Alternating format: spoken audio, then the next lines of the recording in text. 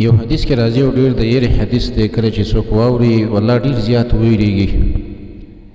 رسول الله صلی الله علیه وسلم فرمایي اذا فعلت امتی 15 خصلة، کله چې زما د امت یو 15 کارونه شروع کړي نو حل بها البلاء، زما په دې امت باندې به عذابونه راشي.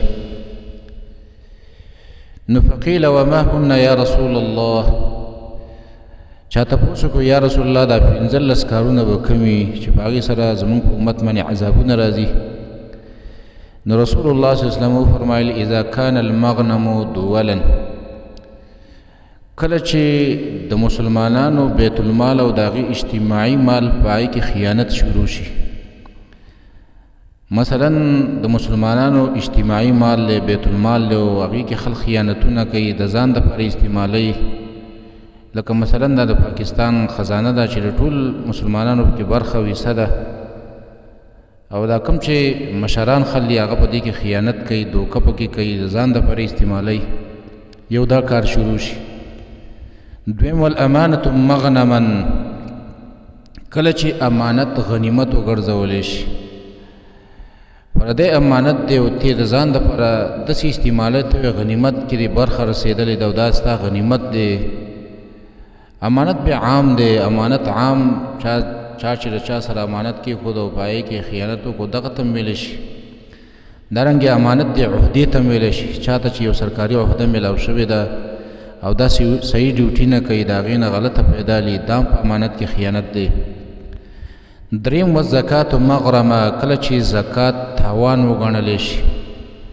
زکات ادا کول خلکو ته داسې ښکاري چې دا لکه زه یو تاوان کومه. څلورم واطاع الرجل زوجته، کله چې سړی د خپلې بیبي تابعدار جوړ شي، د بیبي خبره منونکی جوړ شي، د بیبي د شریعت نه خلاف خبرې ومني، خو د هغې په مقابله کې وعق امه، د مور نافرمانه جوړ شي، د مور خبره نه مني، د مور حاجتونه نه پوره کوي، او د بیبي ټول چې کوم ضرورتونه دي هغه پوره کوي. او بل وبر صدیقه، سړی د خپل ملګري سره احسان کوونکی جوړ شي، د ملګرو سره احسان کوي، د هغې سره ښه رویه کوي، د هغې اکرام او عزت کوي، خو د هغې په مقابله کې وجفا اباه، د مور د پلار چې دی د هغه نافرمانه جوړ شي، د پلار خبر هم نه مني، د پلار عزت هم نه کوي، د پلار سره احسان هم نه کوي، او د ملګري احسان کوونکی جوړ شي، د ملګري ښه عزت کوي. دا شروع شي زما په امت کې.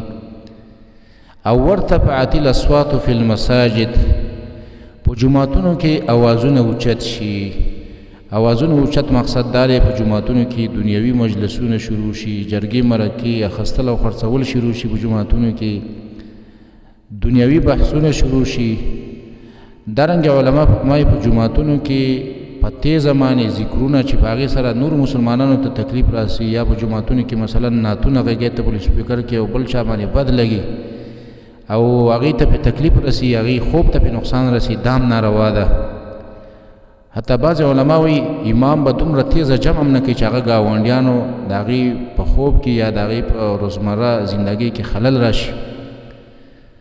او بل وکان زعیم القوم ارذلهم، د قوم ذموار سړی بیکار او رزیله سړی جوړ شي، د قوم مشر چې دی دا رزیله سړی جوړ شي. او بل دا واکرم الرجل مخافة شره، د یو سړي عزت خل د دې وجې نه کوي چې د هغه د شر نه خل کېږي. دا کار زما په امت کې شروع شي. لکه اوس زمانه کې ډېر خلک د یو چا عزت د دې وجې نه کوي ویره که عزت یې ونه کړم نو کیدای شي ما ته ضرر راورسوي. او وشربت الخمور، زمون په دې امت کې شراب څښل شروع شي.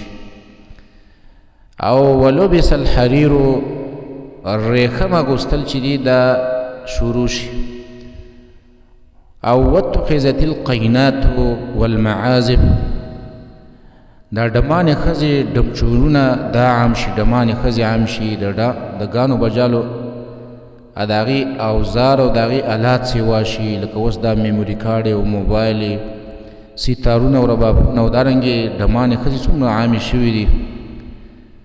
او بل ولعن آخر هذه الامه اولها، د دې امت اخرینی خلق په مخکنو خلقو باندې لعنت وایي، هغې پسې بدې ردې وایي. او په یو بل حدیث کې ورسره یو بله جمله هم راغلې ده چې وتعلم لغیر الدین، خلق چې دینی تعلیم د دنیوي مقصدونو حاصلولو لپاره شروع کی. لکه بعضې خلک یې هغه وایي یاره زه علم اسلامیات کومه د دې لپاره چې چېرته یو دنیوي نوکري راته میلاو شي، یا بعضې خلک د مدرسو سندونه دوره د دې لپاره کوي چې د مدرسې سند حاصل کړم چې چېرته د حکومت نوکري راته میلاو شي.